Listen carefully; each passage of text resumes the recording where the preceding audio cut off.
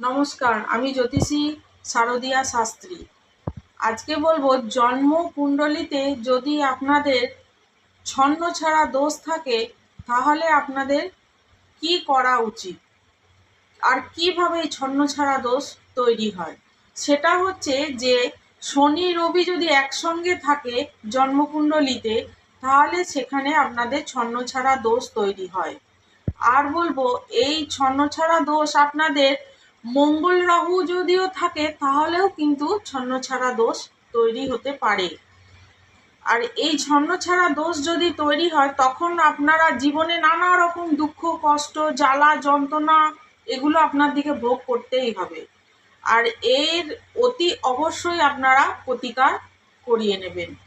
যাদের date of birth জন্ম সময় জানা আছে তারাও আমার সঙ্গে যোগাযোগ করতে পারেন, যাদের ডেট অফ বার্থ জন্ম সময় কিছুই জানা নেই তারাও আমার সঙ্গে যোগাযোগ করতে পারেন। আজ এই পর্যন্ত, নমস্কার।